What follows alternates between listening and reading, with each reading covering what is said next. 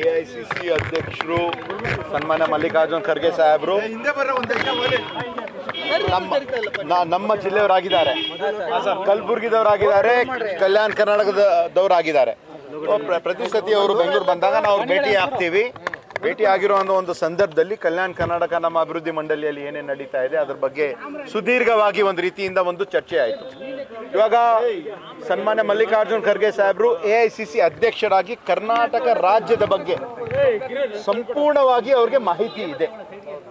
ಅವರೆಲ್ಲ ಸೇರಿ ಒಂದು ಒಳ್ಳೆ ರೀತಿಯಿಂದ ಅವರು ಏನೇನಿದೆ ವರಿಷ್ಠರು ಎಲ್ಲರೂ ಸೇರಿ ಒಂದು ತೀರ್ಮಾನ ತಗೊಳ್ತಾರೆ. ನಾವೆಲ್ಲರೂ ಕೂಡ ನಾವು ನೋಡ್ತಾ ಇದ್ದೀವಿ.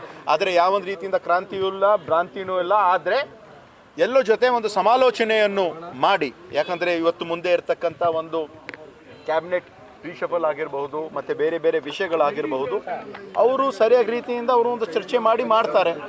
ಮತ್ತು ಮಾನ್ಯ ಮುಖ್ಯಮಂತ್ರಿ ಅವರು ಮತ್ತು ಮಾನ್ಯ ಉಪಮುಖ್ಯಮಂತ್ರಿ ಅವರು ಸ್ಪಷ್ಟವಾಗಿ ಏನು ಹೇಳಿದ್ದಾರೆ ಅಂದರೆ high command is supreme, high command decision is final ಅಂತ ಇಬ್ಬರೂ ಕೂಡ ಹೇಳಿದ್ದಾರೆ.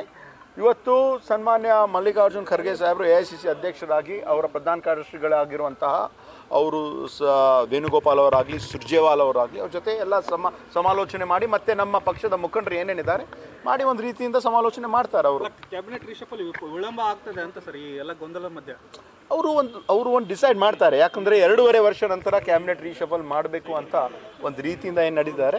ವರಿಷ್ಠರು ಮತ್ತು ಎಲ್ಲರೂ ಸೇರಿ ಒಂದು ತೀರ್ಮಾನ ತಗೊಳ್ತಾರೆ. ಅದಕ್ಕೆ ನಾವೆಲ್ಲರೂ ಕೂಡ ಬದ್ಧರಾಗಿದ್ದೀವಿ ಅಂತ ನಾವು ಹೇಳಿದ್ದೀವಿ. ಹೈಕಮಾಂಡ್ ಈ ಪರಿಸ್ಥಿತಿಯಲ್ಲಿ ಮಧ್ಯಪ್ರವೇಶ ಮಾಡಬೇಕು ಅಂತ ಒತ್ತಾಯ ಮಾಡ್ತೀರಾ?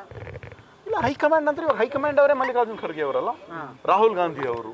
ರಾಹುಲ್ ಗಾಂಧಿ ಅವರು ಕೇಳಿ ಕಳಿಸಿದ್ದಾರೆ, ಅವ್ರು ಬರೋ ತನಕ ಏನು ಡಿಸೈಡ್ ಆಗಲ್ಲ ಅಂತ ನೀವು. ಹೌದು, ಅವರೆಲ್ಲ ಇವಾಗ ಎಲ್ಲರೂ ಕೂಡ ಮಾಡ್ತಾರಲ್ಲ. ಒಂದು ಶಾಸಕರಾಗಿ ಏನ್ ಹೇಳ್ತೀರಿ ಗೊಂದಲದ ಬಗ್ಗೆ? ಇವಾಗ ಶಾಸಕರಾಗಿ ನಮ್ಗೆ ಯಾರು ಏನು ಹೇಳ್ತಾ ಇಲ್ಲ.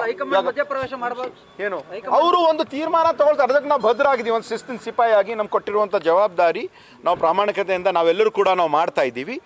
ಎಲ್ಲರಿಗೆ ಪಕ್ಷ ಮೊದಲು. ನಮ್ಮ ಕಾಂಗ್ರೆಸ್ ಪಕ್ಷ ಸದೃಢವಾಗಿ ಸುಮಾರು 137-140 ಶಾಸಕರು ಇವತ್ತು ಕಾಂಗ್ರೆಸ್ ಪಕ್ಷದಲ್ಲಿದ್ದಾರೆ. ಎಲ್ಲರೂ ಕೂಡ ಒಗ್ಗಟ್ಟಾಗಿ ನಾವು ಇದ್ದೀವಿ. ಬರಬೇಕು ಅಂತ ಬುಲಾವ್ ಮಾಡಿದ್ದಾರೆ.